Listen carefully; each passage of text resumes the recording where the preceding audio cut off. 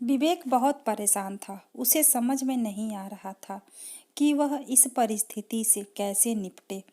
वह अपनी माँ को बहुत चाहता था, किंतु उसकी पत्नी और बच्चे उसकी माँ से बहुत दूर भागते थे, क्योंकि उसकी माँ की एक आंख नहीं थी। साथ ही उसकी कमर भी 90 अंश पर झुकी हुई थी। वैसे वह अपना का सब खुद कर लेती है, किंतु फिर भी वो उसकी पत्नी और बच्चों के लिए हमेशा खटकती है।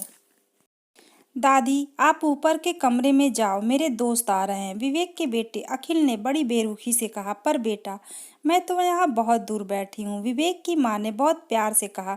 नहीं, आप उनके सामने मत रहो, वो मुझे चिढ़ाते हैं, अखिल ने जोर से डांटते हुए कहा। क्या हुआ अखिल, क्यों चिल्ला रहे हो? विवेक की पत्नी कामिनी ने किचन से ही आवाज लगाई। देखो ना माँ, ये दादी यहीं ड्राइंग रूम में बैठी हैं और मेरे दोस्त आ रहे हैं, अखिल ने शिकायत भरे लहजे में कहा। माँ जी, आप ऊपर चली जाओ, क्यों हम लोगों को लजवाती हो? कामिनी ने बेटे का पक्ष लेते हुए कहा। बेचारी सरस्वती चुपचाप उठकर जीने के सहारे ऊपर जाने लगी।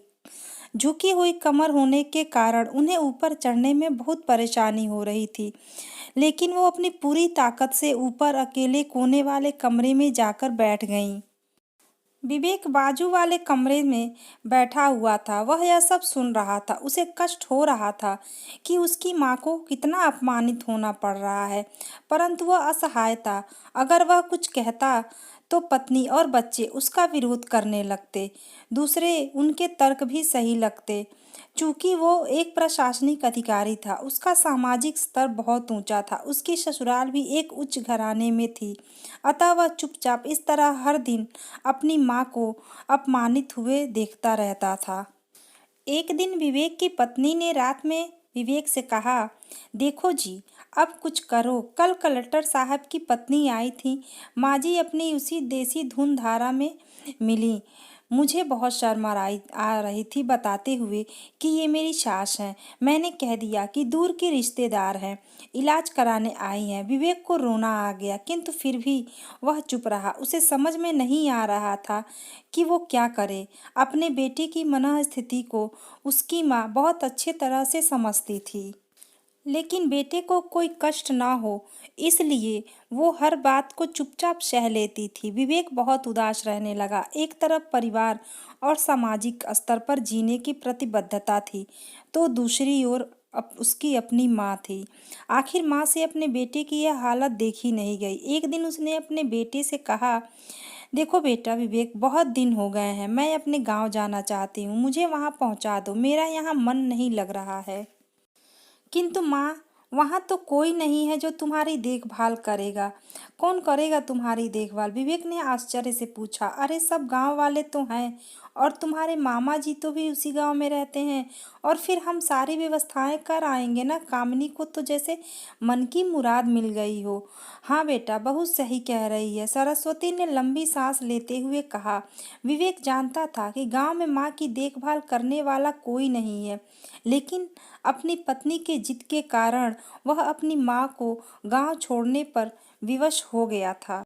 माँ को गांव छोड़कर आते वक्त उसे रोना आ रहा था तथा अपनी बेबसी पर गुस्सा भी आ रहा था, किंतु परिवार, पत्नी और समाज ने उसके इन मनोभावों को दबा दिया और वो सुकून सा महसूस करने लगा। कुछ दिनों के बाद उसके चाचा, जो अमेरिका में रहते थे, आने वाले थे। जब विवेक बहुत छोटा था, उसके पिता जीवित थे, तब वो भारत आए थे और उसके बाद वो अब भारत आने वाले थे। पूरा परिवार और आस पड़ोस के सभी लोग बहुत उत्साहित थे। अमेरिका से विवेक के चाचा आ रहे थे। डॉक्टर रमेश ने जैसे ही घर में कदम रखा, सबने मिलकर बहुत उत्साह से उनका स्वागत किया। क्यों विवेक, भाभी नहीं दिख रही, कहाँ हैं? डॉक्टर रमेश ने उत्सुकता पूर्वक पूछा। जी वो गांव में रहती हैं, यहाँ उनका मन नहीं लगा, कामिनी ने सपाट लहजे में उत्तर दिया। डॉक्टर रमेश ने विवेक की ओर देखा तो विवेक ने अपनी आंखें झुका लीं। डॉक्टर रमेश सब समझ गए। बोले, कल हम सब भाभी से मिलने गांव चलेंगे। दूसरे दिन सभी लोग गांव के घर में पहुंचे। देखा कि सरस्वती को बहुत तेज बुखार है और वह पलंग पर असहाय पड़ी है। डॉक्टर रमेश दौड़कर सरस्वती के पास गए, उनके पैर छूकर रोने लगे। सरस्वती की ये हालत उनकी कल्पना से परे थी। वाह बेटा विवेक, तूने तो नाम उजागर कर दिया। तुझे अपनी माँ की ये हालत देखकर शर्म नहीं आ रही होगी। डॉक्टर रमेश ने विवेक को लगभग डांटते हुए कहा। नहीं देवर जी, विवेक का कोई दोष नहीं है, मैं खुद गांव आई थी। सरस्वती ने अपने बेटे का बचाव किया।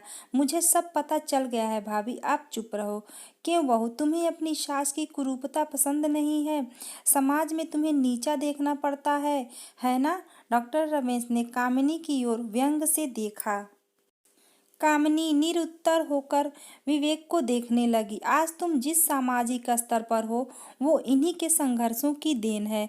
और बेटा विवेक, तुम्हें शायद मालूम ना हो कि बचपन में जब तुम 1 साल के थे तब छत से नीचे गिरने के कारण तुम्हारी एक आंख फूट गई थी और तुम्हारी रीढ़ की हड्डी में भी समस्या थी। तब तुम्हारी इसी कुरूप माँ ने अपनी एक आंख और अपना बोन मेरो तुम्हें देकर इतना सुंदर स्वरूप दिया था। कामिनी बेटा, इतने सालों तक संघर्ष करके बेटे को प्रशासनिक अधिकारी बनाने वाली इस संघर्षशील औरत की तुम लोगों ने यह दशा कर दी। तुम्हें ईश्वर कभी माफ नहीं करेगा। डॉक्टर रमेश की आंखों से अश्रु की जलधारा बह रही थी। अब भाभी, आप मेरे साथ अमेरिका जाएंगी, यहाँ इन स्वार्थी लोगों के बीच नहीं रहेंगी। डॉक्टर रमेश ने सरस्वती से कहा। विवेक को तो काटो तो खून नहीं था। डॉक्टर रमेश जो उसके चाचा थे, उन्होंने जो राज बताया उसके बाद तो विवेक को यही लग रहा था कि उससे ज्यादा पापी इंसान इस दुनिया में कोई और है ही नहीं। वह दौड़ता हुआ गया और माँ सरस्वती के कदमों से लिपट गया। माँ, मेरा अपराध अक्षम्य है। मैं जानबूझकर चुप्पी साधे रहा, आपका अपमान करवाता रहा। अब सिर्फ आप ही उस घर में मेरे साथ रहेंगी और कोई नहीं। विवेक ने आग्नेय दृष्टि से अपनी पत्नी और बच्चों को देखा। कामिनी को भी बहुत पश्चाताप हो रहा था, किंतु उसकी हिम्मत नहीं हो रही थी कि वह अपनी सास से आंखें मिलाए।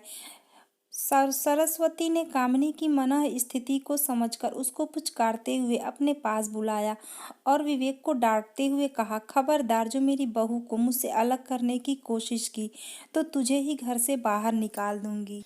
कामिनी और बच्चों ने सरस्वती के पैर पकड़े और अपने व्यवहार पर माफी मांगी और माँ के हृदय ने सबको माफ कर दिया।